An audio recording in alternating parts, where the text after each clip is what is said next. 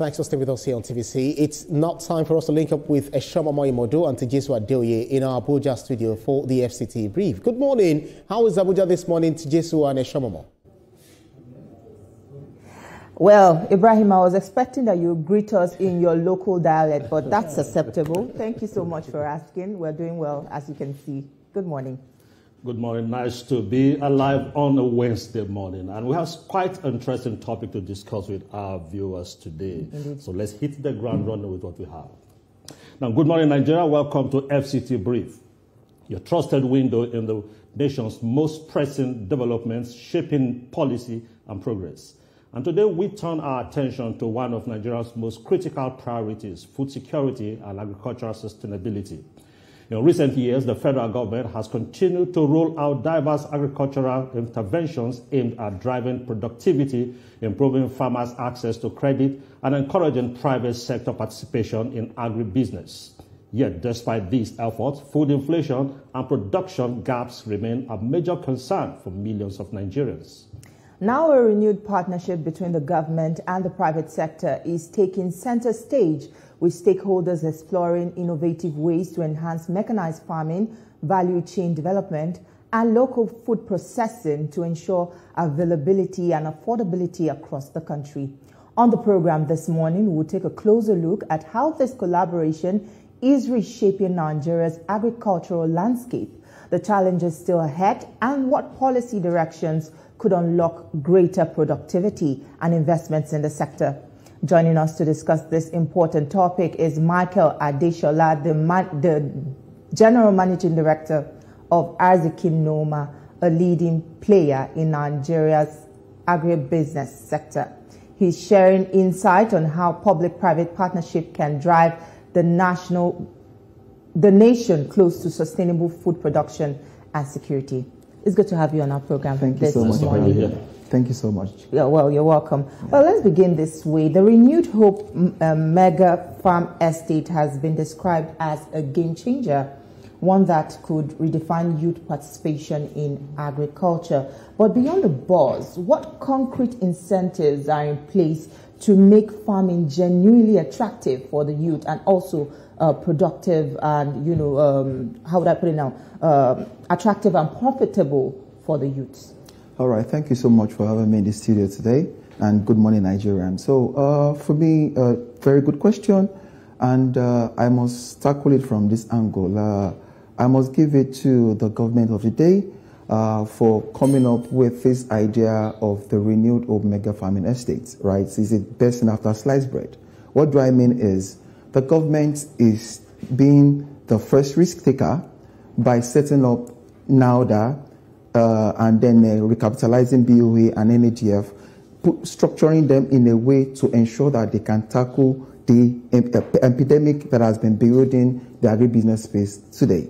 So what am I saying is we cannot overemphasize the challenges that the Land Use Act of 1978 has brought, which has caused land fragmentation, rural-urban migration, and a whole lot of other challenges. So now, with NAUDA in the forefront, with the task of opening 10 million hectares in 10 years, and ensuring that they can also partner with private entities like Arzikin Noma with all our experience to ensure that the sustainability and continuity, this would help to integrate youth, young women, and the less privileged into clusters of about 5,000 hectares across the 36 states and the FCT.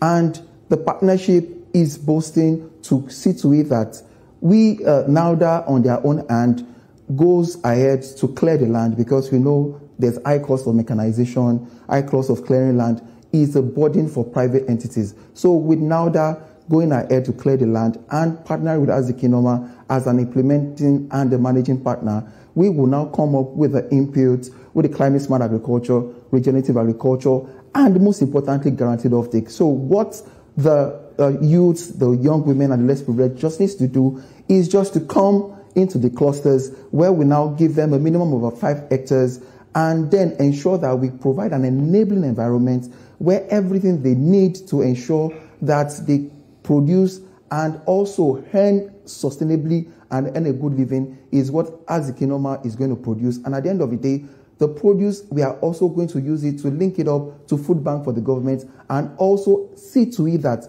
the multinationals that have before now depended mostly on importation of food, this will be a thing of the past, and we will get closer to food sovereignty in Nigeria. Okay, good enough. When we talk about agriculture, to the ordinary mind, the first thought is farming. You go to the farm, you till the ground, and you plant your corn or whatever. But agric is beyond that. It's a value chain. There's the primary production, there's the processing, and there's also the export. And also this government also talked about 30% value addition to whatever we produce before we talk about export. Now, how can we ensure that the young population, you're also a young man, the young population will also see agric not just as that aspect of tilling the ground, the other value addition process and the export, so that those who can key into the primary production will key in, those who can key into the processing will key in, and how can we make it very lucrative for them to begin to participate in this? Fantastic question. And then also, right, I must also give it to the president of the day, President Bola Ahmed Tinubu, right? If you look across the major sector and the drivers of our agriculture today, look at NADF being headed by Mohammed Ibrahim, look at BOA being headed by Ayo Shoterin, look at NAUDA being headed by Cornelius Adebayo. These are young people that looks like myself, right? And then the president said he wants agriculture to be sexy. And inherently, if you look at the body language, or if you look at what the president is saying silently, he's telling us that he's putting the sovereignty and the full sovereignty of Nigeria into the hands of the young people. He's putting the young people in the forefront to ensure that we can drive production and we can be a net exporter of food in Nigeria. It's instructive. This has never been done before. And young people like myself have been asking for a space on the table, right? We have it, we have to make use of it, and we have to ensure that we deliver and ensure that we are not only self-sufficient in food production, we move from sufficiency to sovereignty and ensure that Nigeria is a net exporter of food to the world. Agriculture has to move from hand, hoe, and cutlass. We have to move to large-scale commercial farming. It's not rocket science, right? We've seen case studies in Peru, we've seen case study in Chile, and in Brazil, right? We have seen that, first of all, before we can transform food system in any country, we have to go into R&D. We see the government policy, and we see development finance coming in, and we see private players, right, coming in. And for me as a person, I say I would rather make do with a consistent bad policy than to go with an inconsistent good policy, right? Now, with the policy of the government and with the way with which they have been pushing for youth empowerment, to inculcate youth into the agribusiness, you will see that once the policy aspect is sorted out, private entities would do what? They would amass finance and see to it that they drive it, and that is where the sustainability is. We cannot continue to depend on only the government to come and solve all the problems. The private sector has a critical role to play, and that is why Azikinoma is also putting his skin in the game by providing input, by providing support, by providing extension, by providing climate-smart agriculture to ensure that we catalyze the agribusiness economy. And also, I want to see more young people like myself to take the bull by the horn and see agriculture not as just for feeding yourself, but as a business that can transcend from one generation to another generation and can put us on the map. Well, I like the fact that you took the conversation towards the president's speech saying that he likes to make agriculture sexy, because Nigeria's export potential is often being undermined by poor processing and packaging standards. Now, this kind of locks out our farmers out of the international market. What is your organization doing to standardize production and certify products for exports competitive in this very competitive market? Before the advent of Azikinoma, I've faced this kind of mind-boggling questions before. But I always say this, like, there's no country without its own problems. However, what are the critical steps we're taking to ensure that we solve these problems and make it a thing of the past? Yes, we hear, oh, there's a aflatoxin problem, there's fumonism problem, there are issues here and there. But however, as the kingdom has taken as a challenge upon itself to train farmers and make sure that we build capacity to be able and also cascade all the necessary requirements down in their local language so that they can understand that, okay, this is what is required, and we can handhold them and ensure that they meet all these requirements. These requirements are not rocket science, right? Nigeria has been an net exporter of cocoa, of groundnuts in the past. What did we do wrongly, right? And what did we do rightly, right? We just need to take it from there and see to it that we cascade down the knowledge, right? Down to smallholder farmers, give them certified seeds, give them agronomy, give them climate smart agriculture, and also give them the necessary channels and the necessary support to see to it that not only are they producing for themselves, they are producing good quality that meets international standards and also meets the needs of the multinationals. And with us doing that, we will see that the agribusiness will be transformed and Nigeria will be in a better place in terms of agriculture on the world map. Okay, availability of finance is one thing, and access to that finance is a different ball game. We have a lot of financial help coming from government, financial institutions, and all that. Now, to the young man listening to us this morning, to that youth corps member listening to us this morning that also want to get involved in agric, how were we able to access finance? Help them understand what they need to put in place to help them, because it's not enough to just say finance is available. How can they access those finance or credit facilities that will help turn around their investment or their going into agriculture? Fantastic questions. Personally, I say finance should come last. Do you have a business plan? Do you have a value chain of interest to you?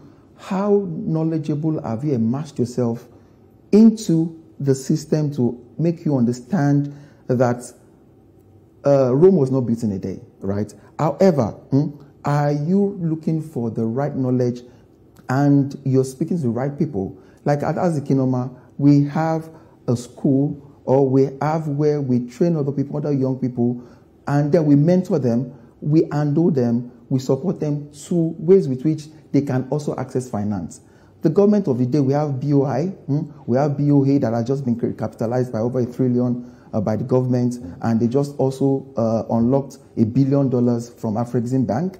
We have PFIs, there are numerous PFIs and DFIs in Nigeria that are willing to support young people in agribusiness, right? But however, you cannot take a horse to the river and force it to drink water.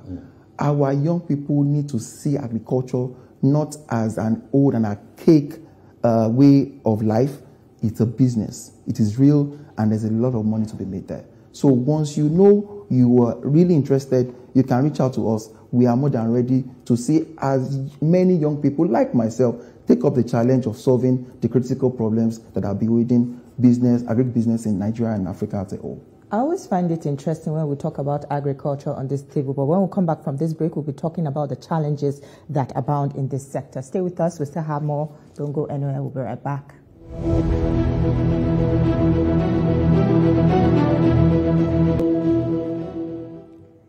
Thank you for staying with us. Now it's back to our conversation with the Group Managing Director of Azikinoma. He's here with us right here in the studio. Well, right before we went on the break, I was talking about challenges, and climate change continues to threaten yields and rural livelihood. Now, what practical steps are being taken to help farmers in this regard transit from the climate smart and mechanized farming systems? Thank you so much for that beautiful question, right? Technology is an enabler, right? And then technology has been able to solve critical problems that was once upon a time a monster, right? So what has Azikinoma done, right? So we've been able to leverage technology to be able to give what we call climate smart advisory, right? Most often than not, farmers, unknown to them, probably due to late or early rains, go and plant, and then at the end of the day, there's a spell drought or there's not enough rains, and these challenges make them lose so much. But however, what we have done is that we have been able to leverage technology to provide climate smart advisory that the farmers can also read in their local languages, right? We've been able to cascade it down that is not speaking English, right? We will tell you, oh, it's going to rain today, and tomorrow you can go and apply fertilizer. You can go and apply fertilizer tomorrow. Oh, okay. Weather advisory has shown that, oh, there's going to be late rains. Okay, plant early maturing or plant late maturing. So this advisory has been able to help solve the climatic challenges that has been bewildering and has been making farmers go bankrupt. So with some of this technology and precision farming, we are also leveraging AI, all right, to be able to give us insights into how well we should be able to advise and support our farmers. And we cannot overemphasize the role that extension plays. So we also give extension services to our farmers to ensure that we are partners and we bring our knowledge, both their own local knowledge and latest technology and modern agronomy to ensure that we save them and we salvage them from any climatic conditions that could affect them at the farm. And I can tell you, we are making strides, we are getting results, and we are a step closer to ensuring that Nigeria is food sufficient in food production. Okay, the success of agriculture has a lot to do with the community. In oil production, there was a host community. As you're planning to explore oil, you also look at the host community. Now, when we talk about agri, what's the host community? How can we manage that relationship? Because a lot of places, it's either we have security challenge or we have communities that are hostile to investors. You brought in your money, you've invested your money, and the community is not friendly. Definitely, you're not going to have that kind of production you intend. How can government or the private sector ensure that, look, between the businessman that is investing and the host community, there's a win-win, so that it's not as if they go in to rip off the host community. The host community also get value for providing the land. So how do we manage that?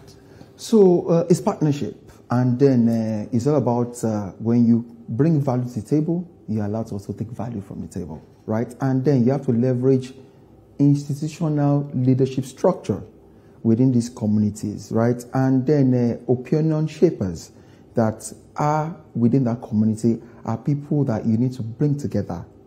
And don't go into any community with a mind of trying to extract. Go into the community with a mind that you want to go and add, right? And when you go and add knowledge, build their capacity. For instance, we've had communities where they get about a ton of maize per hectare, right? But we tell them, we go in there, we do our own demo plot, and we tell them that when we give you these certified seeds, when we give you these agrochemicals, when we give you these fertilizers, we can guarantee you that try it, and we have successfully been able to transform them from less than 1 ton per hectare to over 5 tons per hectare. And with this, they have seen their lives transform, change, and they have seen them move from bottom of the pyramid to start earning and be able to send their kids to school, be able to afford basic health, and then be able to live decent life. So when you take value to the community, you are guaranteed that you are going to be accepted, and they are also going to assist to ensuring that they remove all the brick walls or the challenges that you might face, right? And you need to also put your farmers first. You need to know that we are not just in this for profit, we are in it to transform lives, create jobs, and also help our nation, right? When you go with the mind of nation building, there is nothing that cannot be possible. Well, I like where you took this conversation, because now a lot of people are hearing this innovation in this agricultural sector, but they are wondering, when will it translate to cheaper food on the table for ordinary Nigerians? A lot of people still find it hard to afford 3 basic meals a day. When will Nigerians have access to affordable food in the market? So, fantastic question, right? It is a marathon, not a sprint, right? And then we need to take it layer by layer.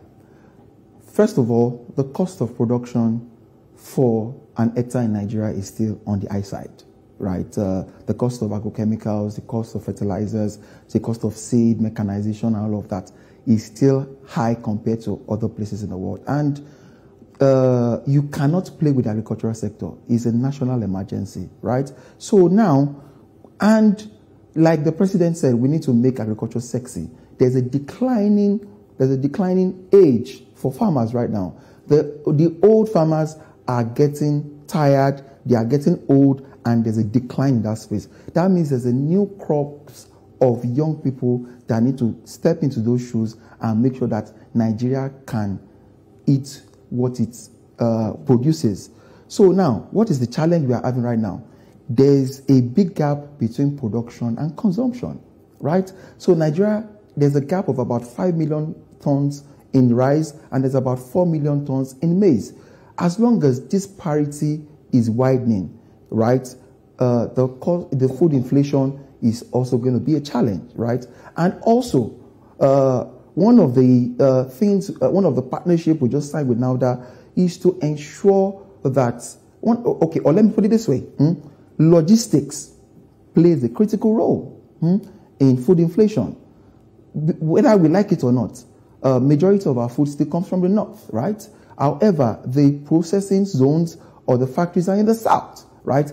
If you put on the cost of logistics, triple handling from the farm to the warehouse to the factory and then down south, right, you will see that it forms about 30% increase in the value of the raw material. So now, what we are doing right now, we are setting up industrial farming or renewed hope mega farming estates within all the 36 states, right? So that each state can also contribute its quota to food production.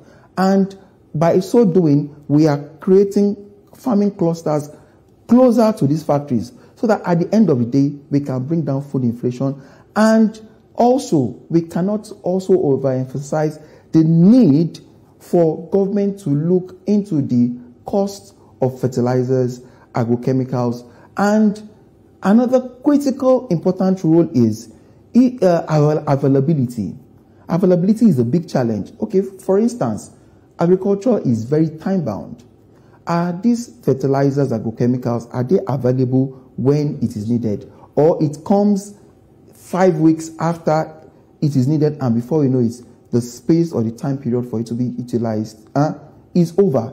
Before you know it, instead of being able to cultivate, let's say, 1 million hectares of land, we are going to be reduced to cultivating 500 because of lack of availability of the raw materials. And at the end of the day, when people are trying to scramble for the little available fertilizers are available, what happens?